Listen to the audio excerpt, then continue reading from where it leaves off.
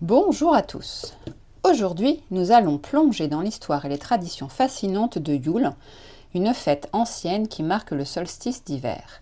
Que vous soyez curieux des traditions anciennes, des célébrations païennes ou simplement en quête de nouvelles idées pour la saison des fêtes, restez avec nous pour en savoir un peu plus sur Yule. Yule est une fête païenne qui remonte au peuple nordique et germanique. Elle célèbre le solstice d'hiver, le jour le plus court et la nuit la plus longue de l'année. Dans l'hémisphère nord, cela se produit autour du 21 décembre.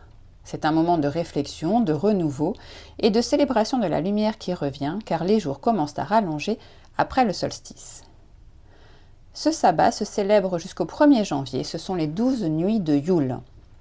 Les célébrations et rituels sont en rapport avec le froid qui s'installe, ainsi qu'une demande de clémence auprès des dieux, afin de ne pas avoir trop de mal à se nourrir l'hiver, et pendant la période la plus sombre, ce qui est une nécessité pour la terre qui a besoin de se régénérer. Célébrer Yule, c'est s'accorder un moment de répit. On ralentit le rythme, on se recentre sur nous-mêmes, on réalise une introspection, on prend soin de nous, de notre corps et de notre esprit. Cette fête a une grande signification d'espoir et de renaissance avec le retour de la lumière. Parmi les célébrations, la plus importante est celle de la décoration de l'arbre. Celui-ci est à l'image de l'arbre de Noël, illuminé et décoré. Mais le but étant de respecter la nature et de l'honorer, l'arbre doit pouvoir être replanté au printemps. Les éléments qui le décorent doivent aussi être en rapport avec ses valeurs, en étant par exemple des pommes de pin ramassées dans la forêt ou des objets fabriqués grâce à des brindilles ou encore avec d'autres éléments naturels. Une autre tradition de Yule est la bûche. Mais cette fois-ci, c'est une véritable bûche de bois sur laquelle on place des décorations ou des symboles sculptés. À l'origine, cette bûche était en chêne et on la plaçait dans la cheminée pour qu'elle puisse brûler toute la nuit la veille du solstice. C'était alors un signe d'abondance et d'espoir. Lorsqu'on n'a pas de cheminée, on peut très bien réaliser le rituel de la bûche, la décorer et graver des symboles et aussi l'accompagner de bougies.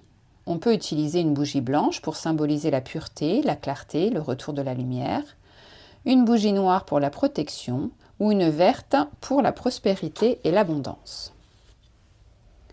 Le sabbat de Yule, c'est aussi le moment de célébrer les liens familiaux ou avec nos proches, même hors lien du sang. Pour cela, on peut faire une petite balade en forêt pendant laquelle on va récolter, ramasser des éléments que l'on va ensuite utiliser, peut-être pour décorer le sapin ou réaliser la bûche de Yule. On peut également faire des jeux, cuisiner ensemble pour célébrer la richesse de la terre et boire des boissons chaudes. Faire des cadeaux et des dons. C'est là aussi le rituel de Yule qui ressemble beaucoup à Noël puisqu'il est de tradition de s'offrir des cadeaux. Et on fait aussi des offrandes aux dieux pour les remercier et souhaiter l'abondance jusqu'à la fin de la période sombre. Mais à la différence de Noël, ces cadeaux offerts à nos proches doivent être faits main ou récoltés dans la nature. On va préférer des choses qui servent à cuisiner, des aliments pour se nourrir ou des pâtisseries. Ou encore des habits qui tiennent chaud. Le principe est de donner du temps et de l'amour pour que ces cadeaux soient chaleureux et qu'ils illuminent cette période. Yule est aussi très lié à la pratique ésotérique et plusieurs rituels y sont associés. Ils peuvent être liés à la divination, comme la lecture de feuilles de thé, le tirage de tarot ou d'oracle, ou encore l'utilisation des runes. Mais d'une manière un peu plus classique, on peut réaliser une introspection. Le solstice d'hiver est une période parfaite pour faire le point et démarrer l'année du bon pied.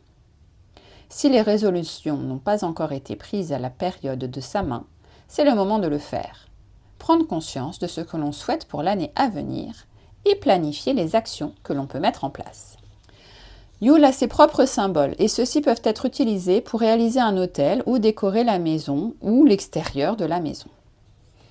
Concernant les arbres, ce sera surtout les chênes, conifères, le pin, le sapin et le cèdre. Pour les plantes et les herbes, ce sera le romarin, le gui, le lierre, le laurier, le houx et le genévrier.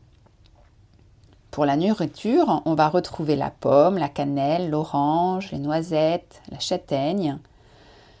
Comme couleur, ce sera le rouge pour l'amour, le blanc pour la purification, le vert pour la prospérité, le noir pour la protection et le gris pour l'espoir. Et pour les animaux, ce sera le cerf, le renne, le cheval et l'ours. Vous l'aurez compris, les principes de Yule sont nombreux, mais ils ont en commun le fait de respecter la nature, de prendre du temps pour construire soi-même les décorations avec les éléments que l'on trouve, ainsi que les cadeaux à remettre aux proches. Les décorations vont donc se porter sur des compositions de fleurs séchées, de couronnes, et c'est une fête idéale pour les enfants puisqu'on peut réaliser toutes ces activités avec eux.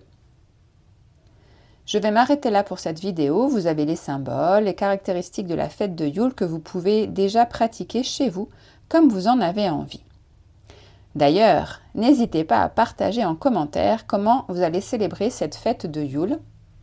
Et puis, pour ceux qui auraient envie d'aller plus loin et d'avoir des petits rituels en fonction des 12 nuits de Yule, je vous invite à regarder la seconde vidéo qui va aller un peu plus en détail sur les célébrations et les rituels du sabbat de Yule.